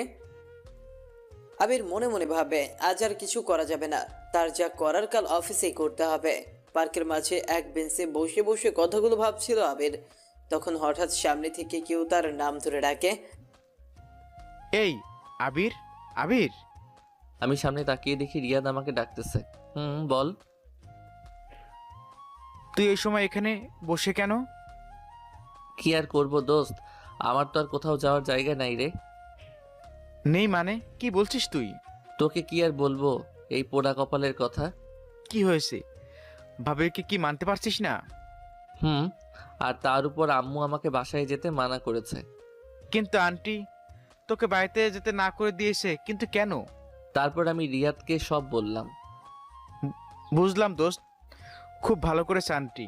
ভাবির কপালটা খুব ভালো যে তোর আম্মুর মতো একটা শাশুড়ি পাইছে। আজকের দিনে কার এমন শাশুড়ি আছে যে ছেলের বউয়ের জন্য নিজের বাসা থেকে বের করে দেয়? একদম মায়ের মতো একটা শাশুড়ি পেয়েছে তোর বউ। জানি। আর আম্মুর কথাতে আমি একদমই কষ্ট পাইনি, বরং খুশি হয়েছি যে আম্মু রাইসাকে এত ভালোবাসে। আর রাইসা না রে, আমি অনেক ভাগ্যবান যে ওর মতো কাউকে নিজের জীবন সঙ্গী হিসেবে পেয়েছি। এখন কি করবি বলে ভাবতেছিস? কি আর করব, আজ তো কিছুই করা যাবে না, যা করবার কালকেই করব। আজ রাতটা না হয় কোনো মতে এখানেই কাটিয়ে দিব। এই শালা, তুই কি আমায় বন্ধু ভাবিস না? আমি থাকতে তুই সারা রাত এখানে থাকবি, তা ভাবলি কিভাবে? আমাদের বাসায় অনেক রুম খালি আছে, তুই চল আমার সাথে। না রে দোস্ত, তুই বলছিস তাতেই আমি অনেক খুশি। আমি কেন শুধু শুধু তোদের বাসায় গিয়ে তোদের কষ্ট দিব? দেখ আবির, আমার রাগ উঠাস না। তুই তো আমার আম্মুকে আব্বুকে চিনিসই, তারা তোকে দেখলে মাথায় করে রাখবে। সবাই অনেক খুশি হবে তুই গেলে। সেসব আমি জানি রে, যে আঙ্কেল আন্টি আমাকে খুব ভালোবাসে, কিন্তু চুপ, আমি আর কোনো কথা শুনতে চাই না, চল এক্ষুনি আমাদের বাসায়। তারপর রিয়াদ জোর করেই আবিরকে উঠিয়ে তাদের বাসায় নিয়ে গেল। আবিরকে বাসায় নিয়ে যেতেই রিয়াদের আম্মু আবিরকে দেখে অনেক খুশি হয়। তারপর আবির রিয়াদের আম্মুকে সালাম দিয়ে বাসার ভেতরে প্রবেশ করে। তারপর আবির তার আন্টি অর্থাৎ রিয়াদের আম্মুর সাথে একটু কথা বলে। রিয়াদ আবিরকে একটা রুম দেখিয়ে দেয়। বন্ধু, এটা তোর রুম, তুই চাইলে আমার রুমও থাকতে পারিস, আবার এখানেও আলাদা হয়ে শুইতে পারিস। ঠিক আছে। আর এই যে ওয়াশরুমটা এদিকে, যা ফ্রেশ হয়ে আয়। আমার ক্ষুধা লাগছে, দুই বন্ধু একসাথে মিলে খাবার খাবো আজকে। তারপর আবির চলে আসে ফ্রেশ হতে। রিয়াদ তার খুব ভালো একজন বন্ধু, আর ওদের এই সুন্দর বন্ধুত্বের কথা ওদের দুজনের বাবা মাই খুব পছন্দ করে। ছোটবেলায় তো তাদের মধ্যে এমন মিল ছিল, কখনো রিয়াদ থাকতো আবিরদের বাসায়, আবার কখনো আবির থাকতো রিয়াদের বাসায়। আবির ফ্রেশ হয়ে এসে রিয়াদের সাথে একসাথে খেতে বসে। তারপর রিয়াদের আম্মু ওদেরকে খেতে দেয়। রাত যেহেতু হয়ে আসছে আর আবির গতকাল থেকে ঠিক করে ঘুমায় না, তাই খাওয়া শেষ করে রুমে এসে আবির একটা লম্বা ঘুম দেয়। সকালে আবিরের ঘুম ভাঙতেই রিয়াদ বলল, কি গুরু, ঘুম কেমন হলো? বিন্দাস ঘুম হয়েছে। আচ্ছা, ওটা ফ্রেশ হয়ে নিচে আয়, আম্মু আমাদের দুজনকে খেতে ডাকতেছে। তারপর আবির উঠে ফ্রেশ হয়ে নাস্তা করে একটা সিএনজি ডেকে বেরিয়ে পড়ে তার অফিসের উদ্দেশ্যে। কিন্তু তার দুর্ভাগ্য, আজকেও সে 20 মিনিট লেট করে অফিসে পৌঁছয়। কারণ আবিরদের বাসা থেকে রাইসার আব্বুর অফিস অনেকটাই দূরে। আবিরের আগেই রাইসা অফিসে এসে পড়ছে। আবির অফিসে এসেই প্রথমে রাইসার কেবিনে প্রবেশ করে। রাইসা, তুমি আমার ফোন কেন তুলছিলে না? সরি, আমি আপনাকে সেই কৈফিয়ত দিতে বাধ্য নই। আপনি আমার কেবিনে কেন আসছেন? কি দরকার? রাইসা, রাইসা, তুমি আমাকে ভুল বুঝেছো। আমি থাক, আর কিছু বলতে হবে না। আর আমি কিছু শুনতেও চাই না এসব নিয়ে। তুমি কি আমার কথাটা একটাবারের জন্য শুনবে না? না বললাম তো। আর আমি রাইসা পুরো কথাটা না বলতেই একটা ছেলে রাইসার কেবিনের ভেতর প্রবেশ করলো। ছেলেটিকে দেখে রাইসা কেমন হেসে দিল। তারপর ছেলেটি রাইসা কেমন আছে সেসব জিজ্ঞেস করলো। তারপর রাইসা আমার দিকে তাকিয়ে বলল, মিস্টার আবির, আপনি প্লিজ যান এখন। তারপর আমি মাথা নিচু করে রাইসার কেবিন থেকে বেরিয়ে আসলাম। মনের মধ্যে এক পাহাড় সমান দুঃখ নিয়ে নিজের কেবিনে এসে চেয়ারে বসলাম।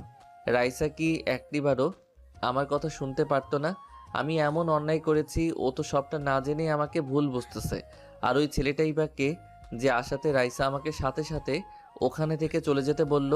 ওর সাথে কি এমন কথা বলবে যে আমার সামনে বলা যাবে না? তারপর আবির একটা দীর্ঘ নিঃশ্বাস ছেড়ে নিজের চেয়ার টেনে বসল। আবির রাইসার কেবিনের দিকে এক দৃষ্টিতে তাকিয়ে আছে আর অপেক্ষা করছে কখন সেই ছেলেটা বেরিয়ে আসবে। কিন্তু লাঞ্চের সময় পেরিয়ে যায়, তারপরেও সেই ছেলেটার বের হওয়ার নাম গন্ধও নেই। আবিরের এখন খুব রাগ হচ্ছে। হঠাৎ তখন রাইসা ওই ছেলেটির হাত ধরে কেবিন থেকে বেরিয়ে আসলো। তারপর আবির ওদের পিছু নেয় আর রাইসা আর ছেলেটি একটি রেস্টুরেন্টে প্রবেশ করে। তার ঠিক সামনের একটি দোকানে আবির চা খেতে বসে পড়ে। ওই রেস্টুরেন্টের জানলাগুলো কাচের হয়, সব কিছুই স্পষ্ট দেখা যাচ্ছে। কেমন হেসে হেসে কথা বলছে ওরা। আর এদিকে আবির তো জ্বলে পুড়ে মরছে। আর কেই বা পারবে নিজের ভালোবাসার মানুষটিকে চোখের সামনে অন্য একজনের সাথে হাত ধরে হাসাহাসি করতে দেখতে? আবিরও তার ব্যতিক্রম নয়। তারপর ওরা লাঞ্চ করে আবার অফিসে ফিরে আসলো। আবিরও চুপি চুপি আবার ওদের পেছন পেছন এসে নিচের কেবিনে বসে গেল। কিছুক্ষণ পর ছেলেটি রাইসার কেবিন থেকে বের হয়ে চলে গেল। তারপর সাথে সাথে আমি উঠে গিয়ে রাইসার কাছে যাই। এটা কি ধরনের ব্যবহার? আমার কেবিনে আমার পারমিশন না নিয়ে কেউ হুট করে এভাবে ঢুকে পড়ে? আমি এমনি রেগে আছি। তার উপর রাইসার এই কথা শুনে রাগ আরও বেড়ে গেল। আমি চুপ করে নিজের রাগকে কন্ট্রোল করার চেষ্টা করছি। কি হলো? কথা কি কানে যায় না? আমার চোখ রাগে রক্তিম বর্ণ ধারণ করে। আমি রাগে চিৎকার করে উঠলাম, কি পেয়েছো কি তুমি? নিজেকে কি ভেবেছ? তুমি যা বলবে তাই হবে? খুব শখ না অন্য ছেলের হাত ধরে ঘুরে বেড়ানোর? আমি কিছু বলি না বলে এত বার বেড়ে গেছো তুমি? তুমি শুধু আমার ভালো রূপটাই দেখেছো, খারাপ রূপটা এখনো দেখোনি। রাইসা আবিরকে এমন রাখতে দেখে কেঁপে ওঠে। রাইসা আবিরের চোখের দিকে তাকিয়ে আছে একদম অবাক হয়ে। আর হবেই বা না কেন, যে ছেলে তার সাথে এমন নিচু গলায় সবসময় কথা বলে, সব সময় যে রাইসার রাগ সহ্য করে যায়, সে হঠাৎ এমন রেগে উঠলে অবাক হওয়ারই তো কথা। কি হলো? আমার কথার উত্তর দিচ্ছ না কেন? বলেই আমি খুব জোরে রাইসার টেবিলের উপর থাবা দেই। আর কাচের টেবিল হওয়ার কারণে সাথে সাথেই কাজটা ভেঙে চূর্ণ বিচূর্ণ হয়ে যায়। আর আমার হাত থেকে অঝরে রক্ত গড়িয়ে পড়তে থাকে, যা দেখে রাইসা খুব ভয় পায়। তারপর আবির ধীরে ধীরে রাইসার দিকে আরো এগোতে থাকে আর রাইসা পিছিয়ে যেতে থাকে। পিছনে যেতে যেতে একসময় রাইসার পিঠ লেগে যায় দেয়ালের সাথে, তাই রাইসা আর পেছনে পেছাতে পারে না। আবির, আবির প্লিজ, এইভাবে আমার কাছে এসো না। রাইসার কোনো কথাই আবিরের কান দিয়ে যাচ্ছে না।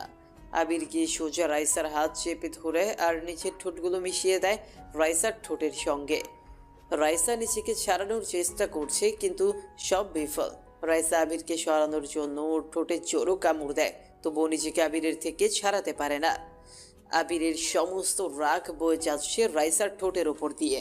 প্রায় 5 মিনিট পর রাইসাকে ছেড়ে দেয় আবির। দুইজনেই খুব হাঁপাচ্ছে। তখন রাইসা ঠাস করে আবিরের গালে একটা জোরে থাপ্পড় বসিয়ে দেয়, আর সাথে সাথে একরকম হুঁশে ফিরে আসে আবির।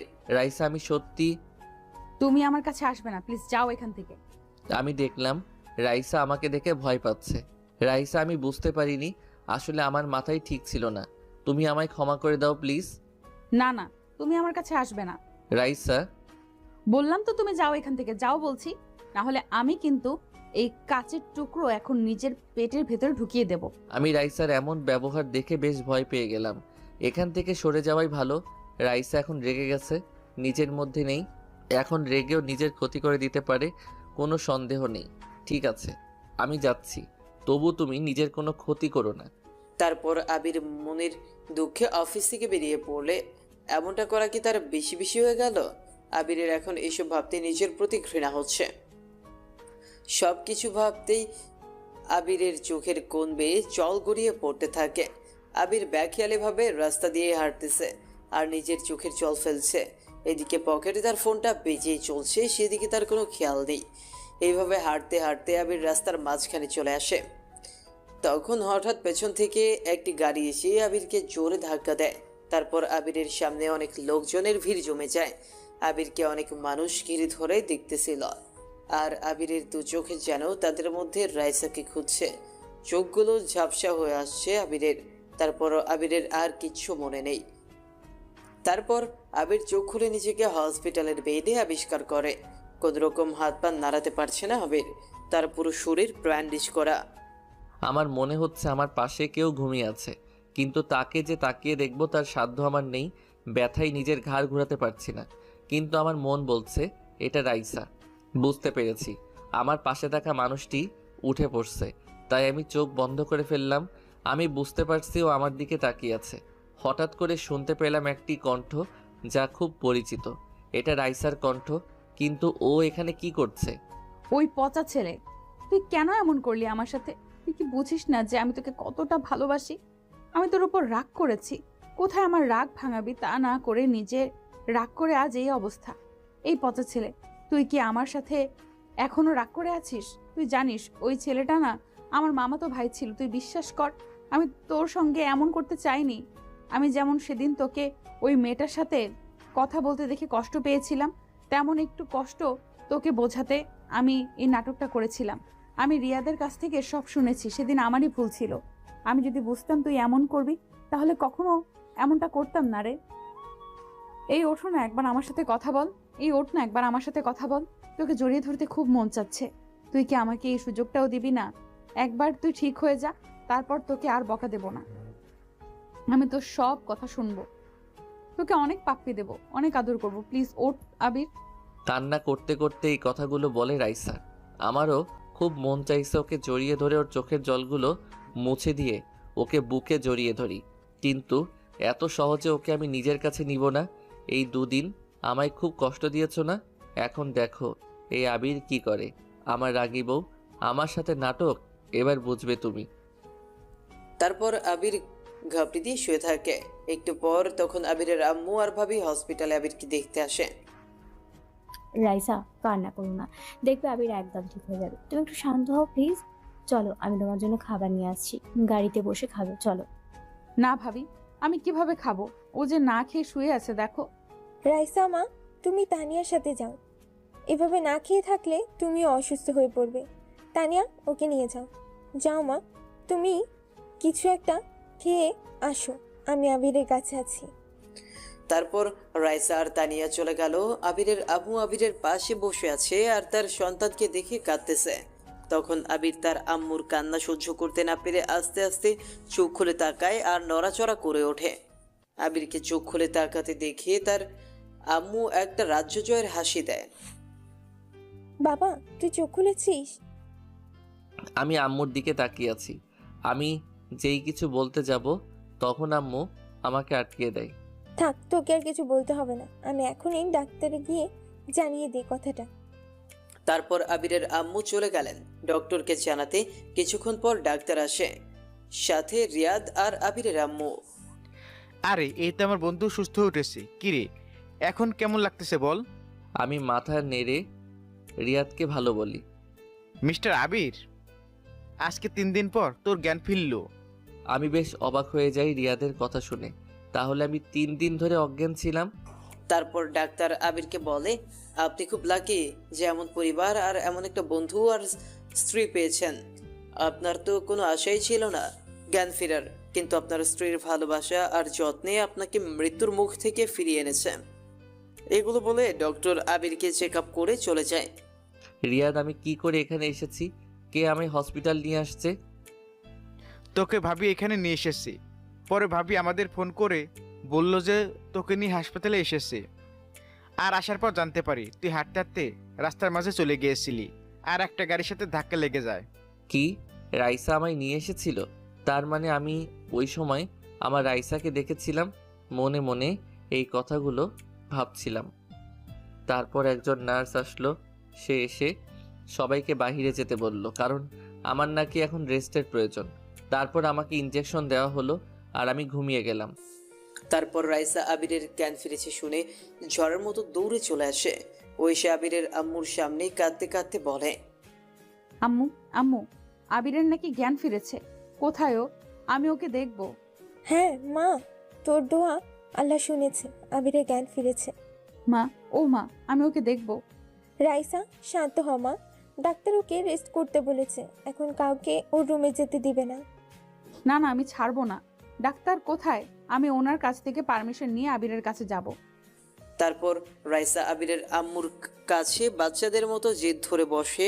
তখন একজন নার্স যে আবিরকে ঘুমের ইনজেকশন পুশ করছিল তাকে আসতে দেখে রাইসা ছুটে যায় সেই নার্সের সামনে, আর তার কাছে গিয়ে রাইসা আবিরের কাছে যাওয়ার জন্য কান্না করে, আকুতি মিনতি করতে থাকে। তারপর সে তাকে বোঝায় যে আবিরের এখন বিশ্রামের খুব প্রয়োজন, আপনি কালকে ওনার সাথে দেখা করতে পারবেন। কিন্তু ম্যাম, আমি একটিবারের জন্য আবিরকে আমি দেখতে পারবো না। প্লিজ ম্যাম, না করবেন না। তারপর নার্স রাইসাকে বলে, ঠিক আছে আপনি যেতে পারবেন, কিন্তু ওনার সামনে গিয়ে কান্নাকাটি করা যাবে না। তারপর রাইসা তার চোখের পানি মুছে মাথা নাড়িয়ে সম্মতি জানায়। তারপর নার্স রাইসাকে আবিরের কাছে নিয়ে যায়। ভেতরে গিয়ে আবিরের ঘুমন্ত মুখের দিকে তাকিয়ে আমি এক দৃষ্টিতে আবিরকে দেখতে থাকি। কি মায়াবী লাগছে আবিরের এই মায়া ভরা চেহারাটা। আবিরকে দেখে আমার মনটা ভরে গেল। একবার তুমি সুস্থ হয়ে যাও, তারপর তোমাকে সব সময় নিজের কাছে আঁকড়ে রাখবো, কোথাও একা ছাড়বো না তোমায়। তারপর 1 সপ্তাহ পর আমাকে রিলিজ করে দেওয়া হয়। আমাকে এখনো হসপিটাল থেকে ছাড়া হয়নি। সব সময় এখানে শুয়ে থাকতে হয়, এভাবে কি আর ভালো লাগে? আমি চুপচাপ বিষাদ মনে বেডে শুয়েছিলাম। হঠাৎ দেখলাম রাইসা আমার কাছে খাবার নিয়ে আসছে। নাও, এখন হা করো। আমি কি আপনাকে বলেছি আমার জন্য খাবার নিয়ে আসতে? আমি এখন খাবো না। এই কথা বললে তো হবে না, ওষুধ খেতে হবে তো। কিছু না খেয়ে তো আর খেতে পারবে না। নাও, হা করো, আমি তোমায় খাইয়ে দিচ্ছি। আমি নিজে তোমার জন্য রান্না করে নিয়ে আসছি। আমি আপনার হাতে খাবো না। আর আপনি কেন আমার জন্য এত কষ্ট করছেন? কেন, তুমি জানো না আমি না তোমার বউ? আর তোমার খেয়াল রাখা আমার কর্তব্য, আমার দায়িত্ব। কিসের বউ? আপনি নিজেই তো সেই দিন আমার সাথে আর কোনো সম্পর্ক রাখবেন না বলেছেন। প্লিজ আবির, আমায় ক্ষমা করে দাও। ম্যাডাম, আপনাকে মানায় না আমার মতো লুচ্চার কাছে ক্ষমা চাওয়া। রাইসা কান্না করে দেয়। আমার খুব কষ্ট হয় ওর কান্না দেখে, কিন্তু আমার ওকে এত তাড়াতাড়ি কাছে টেনে নেব না। ঠিক আছে, তুমি আমার হাতে খাবে না তাই তো? আমি গিয়ে ভাবিকে পাঠিয়ে দিচ্ছি। বলে চলে যায় রাইসা। তার কিছুক্ষণ পর তার ভাবি আসে। ভাই, তুমি রাইসাকে কি বলেছো? ও তো রুমে গিয়ে শুধু কান্না করে অজ্ঞান হয়ে যাচ্ছে প্রায়। না ভাবি, কিছু বলিনি, ছাড়ো তো ওর কথা। ভাই, তুমি রাইসাকে কি বলেছো? ও তো রুমে গিয়ে শুধু কান্না করে অজ্ঞান হয়ে যাচ্ছে প্রায়। আমি জানি তোমার রাগ হওয়াটা স্বাভাবিক, কিন্তু রাইসা যে তোমার জন্য কত কষ্ট করেছে। ও কি কান্নাই না করছিল সেদিন তোমাকে ওভাবে দেখে? আসলে মেয়েটা তোমাকে খুব ভালোবাসে, আর নিজের ভালোবাসার মানুষকে কেউ অন্য কারোর সঙ্গে দেখলে সহ্য করা যায় না। আর তার উপর তুমি যে কথাগুলো তোমার বন্ধুদের বলেছো তা পুরোপুরি রাইসা জেনেই রাগ করেছে। কিন্তু ভাবি, রাইসা আমার সম্পূর্ণ কথাটি সেদিন শুনেনি।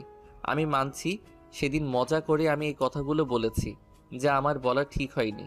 কিন্তু এটা কি এত বড়ই অপরাধ ছিল যে রাইসা আমাকে বলবে ডিভোর্স দিয়ে দিবে?